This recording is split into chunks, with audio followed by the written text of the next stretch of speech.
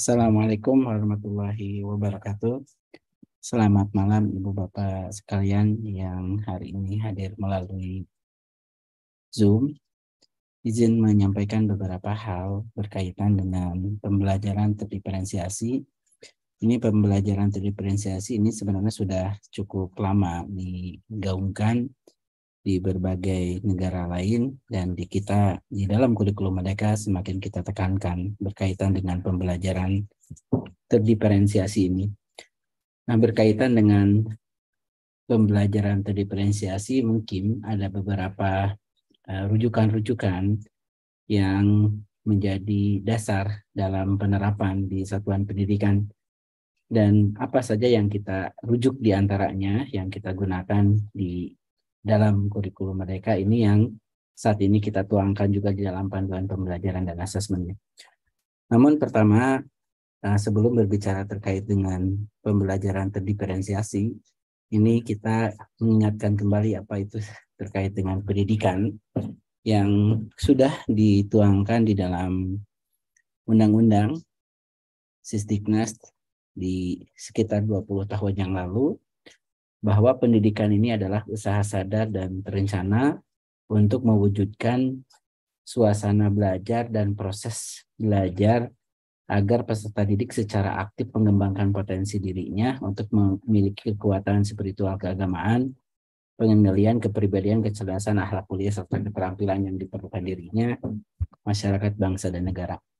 Nah, poin penting juga di sini terkait dengan definisi adalah di dalam pendidikan, bagaimana mewujudkan suasana belajar dan proses belajar yang mengaktifkan peserta didiknya. Jadi bagaimana peserta didik ini aktif mengembangkan potensi dirinya. Nah, ini yang menjadi tantangannya. Nah, bagaimana dalam proses pembelajaran yang kita susun dapat mengaktifkan proses belajar sehingga anak dapat mengembangkan potensi dirinya. Lebih lanjut, ada beberapa kutipan Ki Hajar Dewantara kalau ditarik mundur lebih jauh ya. Kalau tadi 20 tahun lalu, ini hampir 100 tahun lalu. Beberapa kutipan Ki Hajar Dewantara, bahwa hidup tumbuhnya anak terletak di luar kehendak kita kaum pendidik. Anak itu sebagai makhluk, sebagai manusia, sebagai benda hidup, teranglah hidup dan tumbuh menurut kodratnya. Lalu kutipan lainnya, kekuatan kodrat yang pada anak itu tidak lain adalah segala kekuatan dalam hidup batin, hidup lahir dan dari anak-anak yang ada karena kekuasaan kodrat. Nah, di poin yang ketiga ini juga semakin mempertegas yang kenapa kita arahkan juga ke kurikulum Merdeka ini adalah bagaimana kemerdekaan itu di mana kemerdekaan adalah hendaknya dikarenakan terhadap anak untuk berpikir, jangan selalu dipelopori atau disuruh mengakui buah pikiran orang lain, akan tetapi biasakanlah anak mencari sendiri segala pengetahuan dengan menggunakan pemikirannya sendiri. Ini luar biasa, sudah hampir 1 abad yang lalu ini dikemukakan, dan ini sangat relevan dengan apa yang kita kembangkan saat ini. Bagaimana kita mendorong anak-anak didik kita bukan hanya didorong untuk mengakui buah pikiran orang lain. Ini tentunya akan berpengaruh terhadap proses belajarnya. Karena kalau kita ingin mendorong anak untuk berpikir, maka proses belajarnya itu pun harus mendorong ke sana. Kalau misalkan proses belajarnya sepanjang tahun hanya dilakukan dengan ceramah saja, yaitu cenderung mendorong anak itu hanya untuk mengakui buah pikiran orang lain. Belum membiasakan anak untuk mencari segala pengetahuan dengan menggunakan pemikirannya sendiri. Nah, kita saat ini mendorong bagaimana proses belajar aktif peserta didik kita. Jadi belajar aktif, anak terlibat secara aktif, secara emosional dalam mengikuti proses belajar. Nah, inilah yang ingin kita dorong melalui kurikulum Merdeka. Jadi ini pemikiran Ki Hajar Dewantara yang hampir 1 abad lalu dituangkan, dan ini masih relevan dengan kondisi saat ini. Justru yang ingin kita dorong, bahwa bagaimana anak-anak itu dalam proses belajarnya agar dia dapat terbiasa untuk mencari segala pengetahuan dengan menggunakan pikirannya sendiri. Mungkin kalau dengan teori-teori terbaru saat ini yang berkembang diantaranya terkait dengan konstruktivisme yang salah satunya juga mempengaruhi yang di dalam pengembangan kurikulum Merdeka. Bagaimana anak didorong untuk mengkonstruk pemikirannya agar menemukan sesuatu pengetahuannya. Nah, ini hampir relevan.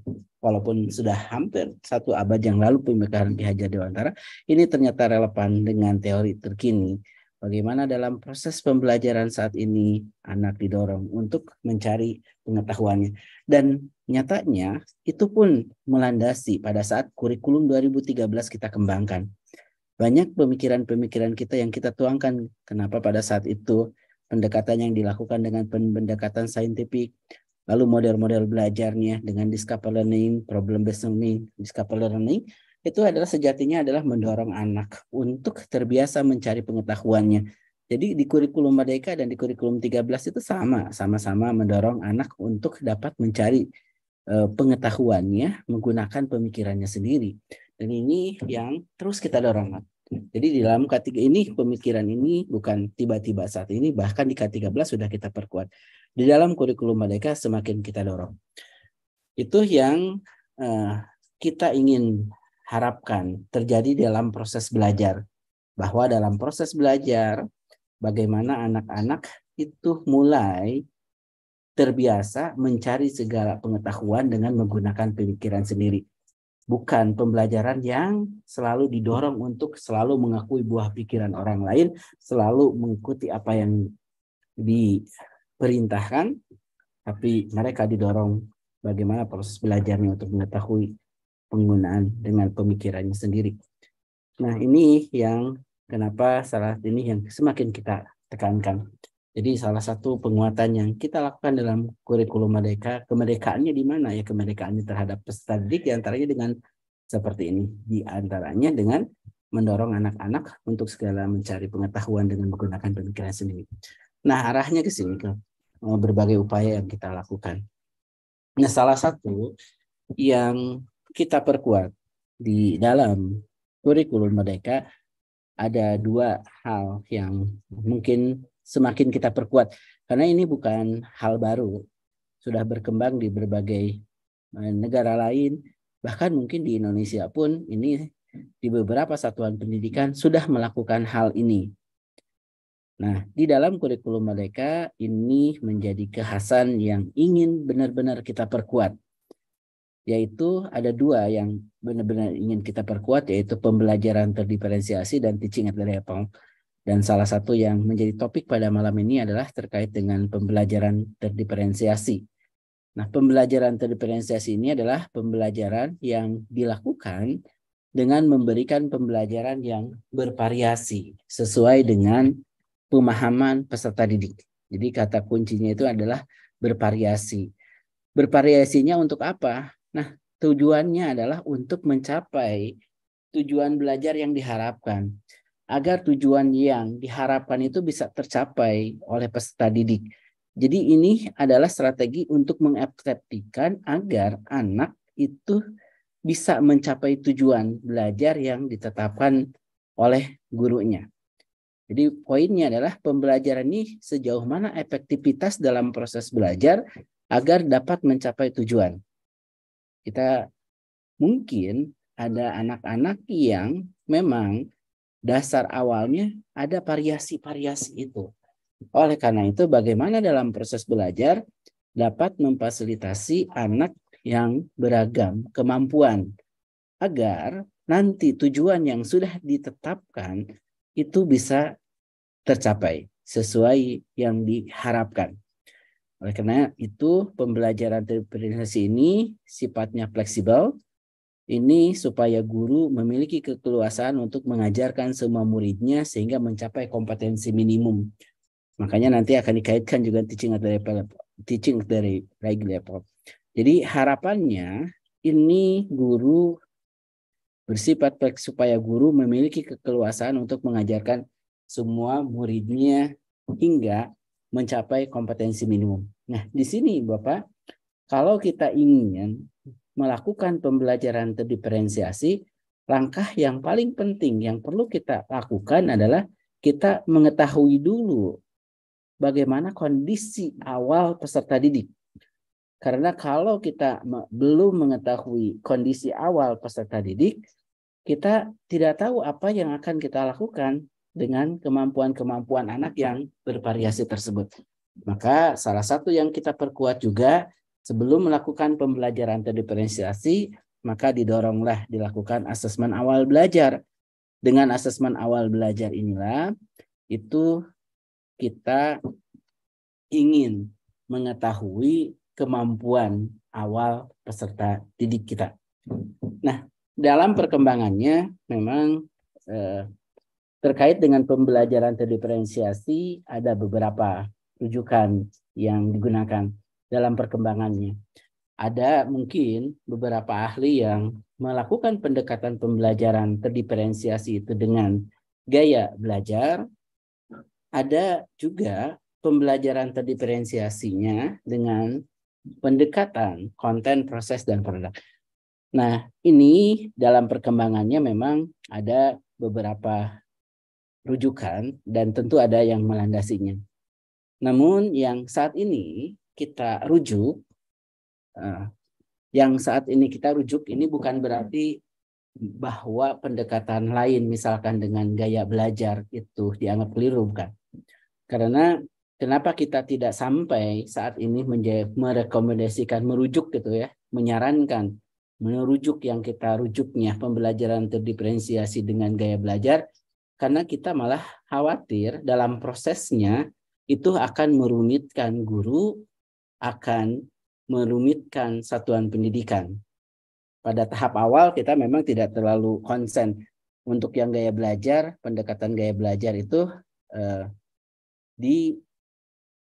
terlalu diulas.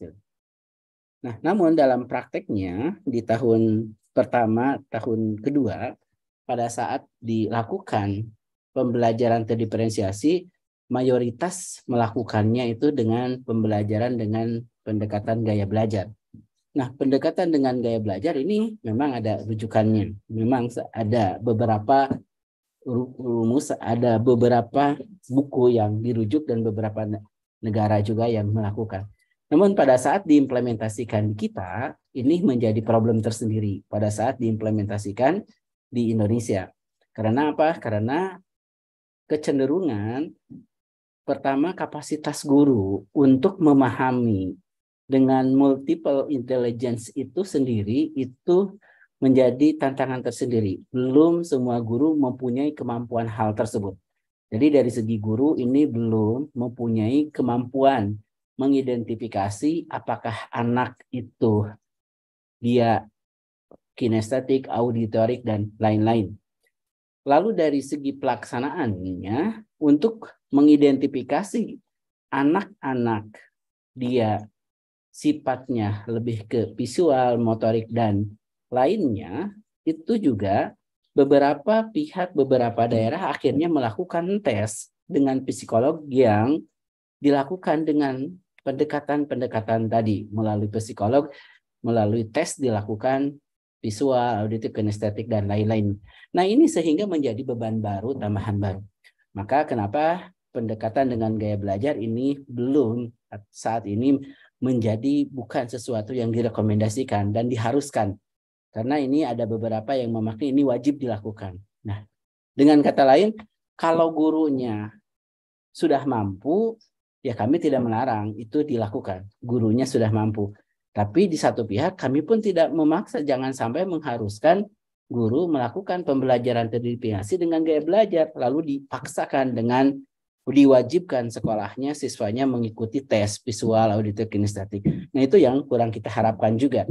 Sehingga nanti gurunya menjadi beban tambahan buat guru, buat siswa, buat satuan pendidikannya diwajibkan melakukan pendekatan. Maka untuk pada saat kami menuangkan ke dalam panduannya, pembelajaran terdiferensiasinya yang saat ini kita rujuk belum merujuknya ke sana. Jadi bukan berarti bahwa pembelajaran diferensiasi keliru, bukan. Tapi belum yang kita rujuk pendekatannya mengarah kepada sana, kepada hal tersebut. Nah, Apa yang kita rujuk di dalam kurikulum Merdeka, di dalam panduan pembelajaran asesmen, sekali lagi ya, pembelajaran terdiferensiasi ada dalam perkembangannya, ada yang memang melakukan pemahamannya dengan gaya belajar. Tapi di satu pihak ada yang lain yang menganggap justru tidak efektif dan lain-lain. Nah, kalau konteks kami saat ini bukan dalam rangka melarang gitu ya, tapi tidak juga mengharuskan menggunakan dengan pendekatan tersebut. Lalu pembelajaran terdiferensiasinya, bagaimana yang dilakukannya untuk saat ini. Nah, rujukan kami pada saat menuangkan ke dalam panduan pembelajaran asesmen. Nah, ini kenapa semangatnya ya? Ini kontekstualisasinya dengan keberagaman misalnya. Satu, kita tidak ingin membebankan hal-hal baru. Jadi kalau ada guru yang sudah mampu ya tidak dilarang juga, silahkan dilakukan pendekatan itu, tidak disalahkan kalau sudah mampu. Tapi guru-guru yang lainnya kalau memang belum mampu, belum dibekali kemampuan mengidentifikasi kinestetik auditorik, lalu belum mampu mengklasifikasi anak dan belum mampu sekolahnya mengadukan tersebut, ya jangan dipaksakan mengarah ke sana. Maka pembelajaran terdiferensiasinya yang kami rujuk saat ini, yang kita tuangkan, ini salah satu yang dirujuknya karangan dari Carol N. Di sini bagaimana pembelajaran terdiferensiasi itu dilakukan di satuan pendidikan. Jadi ini rujukannya juga ya, ini juga dari sama juga dari sebenarnya pembelajaran belajar juga ada dari Amerika juga berkembang gitu ya. Tapi ini yang salah satu yang kita rujuk sama-sama dari Amerika juga. Nah, di dalam panduannya tersebut pembelajaran terdiferensiasinya itu ini dilakukan dengan 3 pendekatan, yaitu pendekatan konten, pendekatan proses, dan pendidikan produk. Ini yang saat ini kita rujuk gitu, yang kita sarankan tanda kutip ya, yang kita sarankan, yang kita dorong sehingga untuk dilakukan proses pembelajaran terdiferensiasi. Jadi rujukannya juga ada gitu. Jadi kalau berdebatkan apakah rujukan gaya belajar ada, memang yang ini pun ada rujukannya. Nah, saat ini untuk yang kita terapkan di dalam panduan pembelajaran dan asesmen. Jadi dalam panduan pembelajaran asesmen yang kita dorong, karena kami semangatnya tidak ingin membebankan guru dan menyulitkan guru sehingga sesuatu ini dilakukan menjadi tidak optimal. Karena semangat utamanya sebenarnya ingin dilakukan pembelajaran yang bervariasi agar tujuan minimumnya itu bisa tercapai.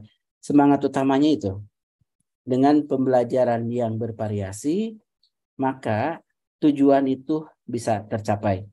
Nah, itulah yang kemudian kami jelaskan, itu agak lumayan detail sebenarnya di dalam panduan pembelajaran asesmen.